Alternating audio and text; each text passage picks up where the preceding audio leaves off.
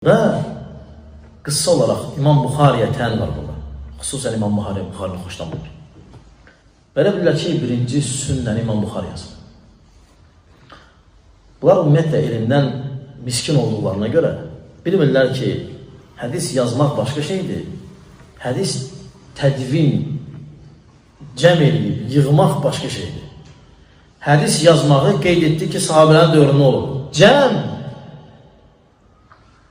gedib qapı-qapı düşüb hədisləri yıxmaq, bir kitaba salmaq. O isə başqa bir dövrə təsadüf edib. Hədislərin gec yığılıb kitaba salınması, yəni biz dediyimiz mənada kitaba, yoxsa hərəsinin özündə kitab olub.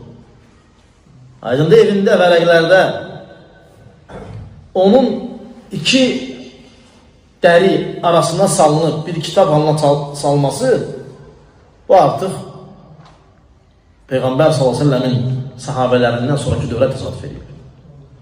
Amma hədisin yazılması və nəql olunması və deyilməsi olur. İmam Malik qabaq yaşayıb, yoxsa Buxari? Malik. Malikin əsəri var Muvatta. Hədis kitabı. Şafi Rahimallah deyir ki, Qurandan sonra ən səhih Muvattadır. Çünki Buxari yox idi. Yəni o dövr üçün ən üstü Muvatta idi. Ən yaxşısı Malik yığmışdı.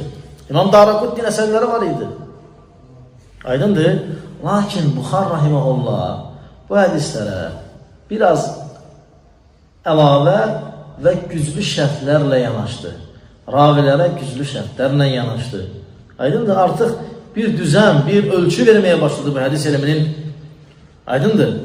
Belə deyək, bir qəlibə, bir elmə düşməsinə.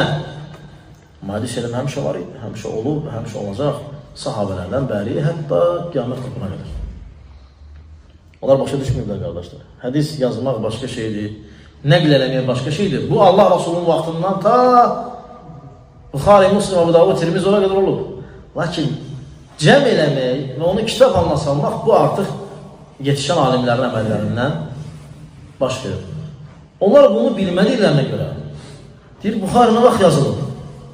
Deyirsən, Peyğəmbərdən məsələn 150 il sonra misal.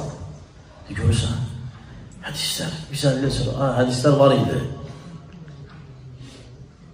Buxarinin kitabı kimi, kitab, Muvatta kimi kitab, o yığıldı.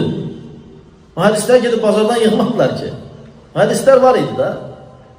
Lakin kitab halına salındı. Cildləndi. Aydındır. Bir adamın adı ilə bağlandığı, Müslimin yığdığı, Buxarinin yığdığı, Tirmizinin yığdığı, aydındır.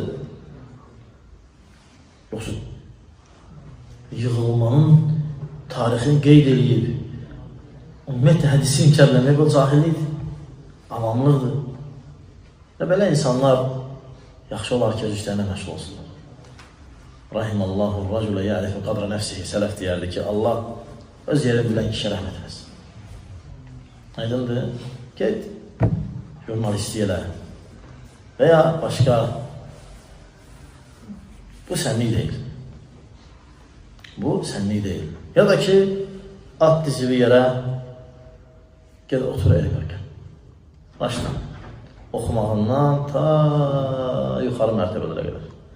Əgər onu haqqı ilə öyrənsən, Allah'a and olsun ki, sən məhzəbinə dönəcəksən. Haqqı ilə öyrənsən. Allah kömək olsun, Allah yardım eləsin.